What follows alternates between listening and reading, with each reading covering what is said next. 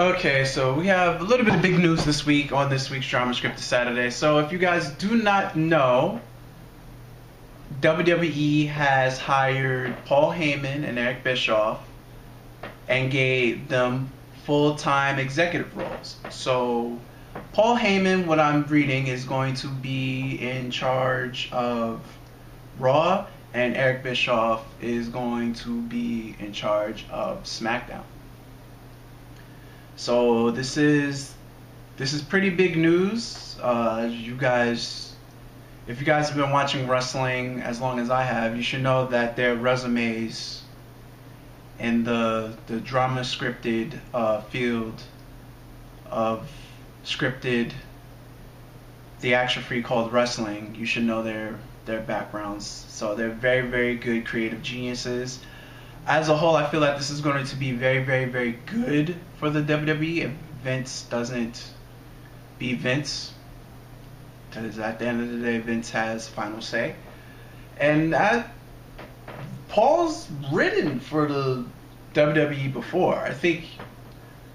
I want to say in the mid 2000s.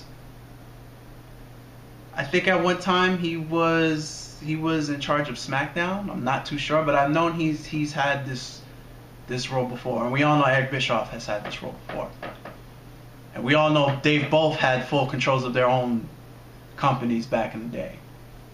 So this is very exciting. I like that WWE seems to be aware that there's real legit competition on the rise.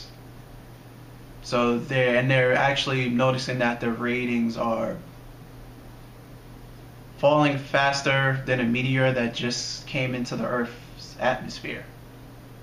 So I'm happy that they're doing something about it, and they're doing the change now instead of waiting until October for AEW to fully do a weekly show. So they're starting the change process now. So here going forward, I just hope things will get even more interesting and better, because as me and you know, it seems what the vast majority of people like, people love Bray Wyatt and they love the 24/7 title thing. And we're going to throw in Becky as champ as a third, and Seth Rollins still having the belt as fourth. And Ricochet just became U.S. champion. But that's really too new to even make a past judgment on. He's only been champion for I'm recording this on Friday, so he's only been champion for 5 days. So really can't really pass any judgment on a 5-day title reign. So we're gonna see how this all unfolds. Like I said, this is gonna be a very, very interesting fall. If you're a wrestling fan and you're not excited at the slightest bit about this upcoming October, I think you need to go to the doctor and check your pulse. Because as Vince would say, this is such good shit coming on the way in this October. Speaking of things in October, it seems that for now, AEW has switched the day of their show. It's going to be Wednesday Dynamite instead of Tuesday Dynamite. And it seems that it is... Where is it?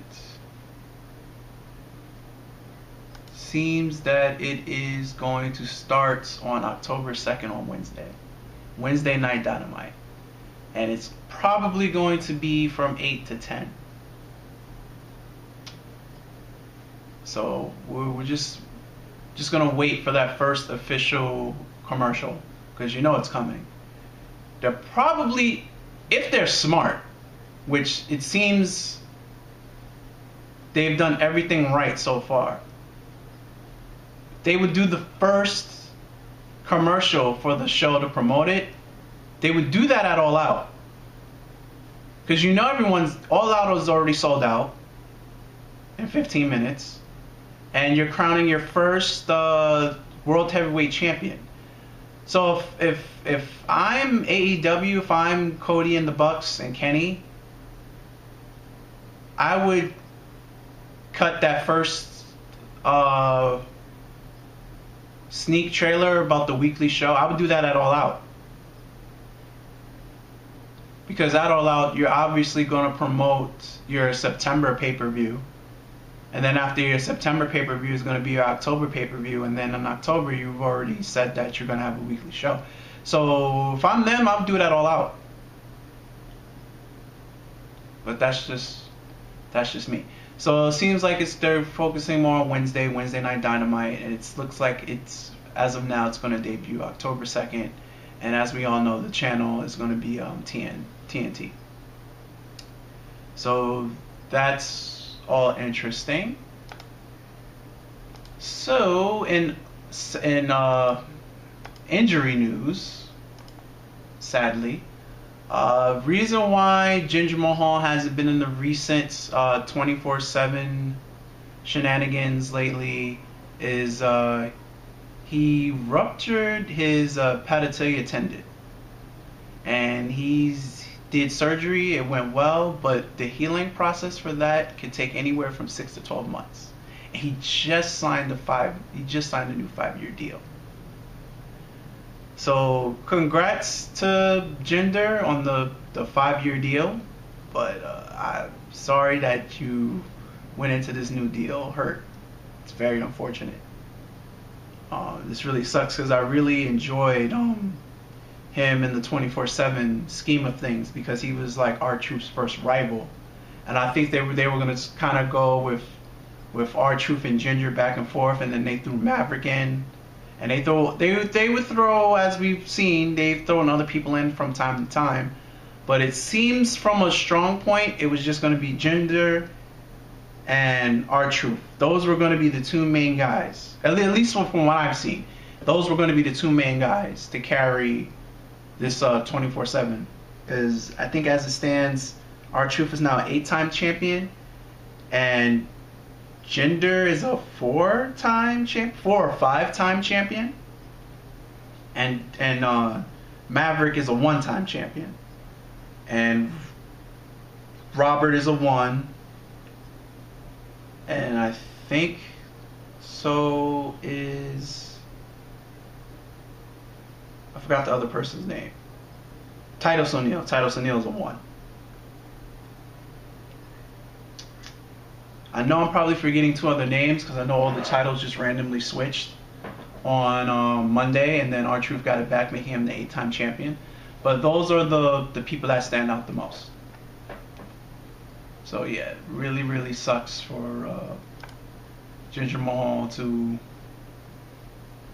be out that long. Speculations of Brock Lesnar's contract. This is pretty funny if you ask me. So the current belief is that Brock Lesnar's WWE contract expires in either May or June. Which is funny because his Money in the Bank contract runs out in May. I'm speculating that he cashes in on WrestleMania, if Seth still is the champ at WrestleMania, and it'll be a what goes around comes around type of thing. But I find it kind of funny that his contract expires when his Money in the Bank contract roughly expires.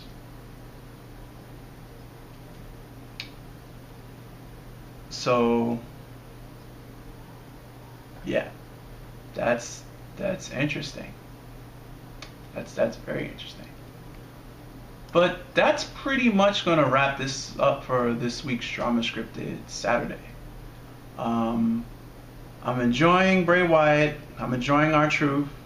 I'm enjoying the fact that it took a gimmick 24/7 title reign for WWE to fully utilize their social media accounts, which that is just $1 billion company, mind you. That just blows my mind, because now they're giving you more updates on people's characters and storylines outside of the Monday and the Tuesday and the pay-per-view. Because as on Friday they just uploaded something about Bray Wyatt, which was very creepy and interesting. So yeah, I'm enjoying that. Fire Fest is tomorrow. Well, later today. I'm recording this on Friday. So Fire Fest is tomorrow or later today if you are watching this on Saturday. It's free on Bleacher Report, so you can see it on BleacherReport.com for free. Very interested in seeing that. Dean, excuse me, whoa, not Dean anymore. John Moxley's first match. Very interested in seeing that. I'm not going to get home in time. You know what's funny? Well, that's a private note, but I was thinking about it a lot. But I'm gonna see it. I'm gonna watch it. Hopefully, it'll be just as good or better than Double or Nothing. So that's all I have. If you like what you have witnessed, please follow me and subscribe to this channel. But follow me on all my social media accounts. They're in the description box below me. I'll post it in a comment. And until next Saturday, guys, I'm Game Fiend for No More Games, and I'm out of here. Later, and peace.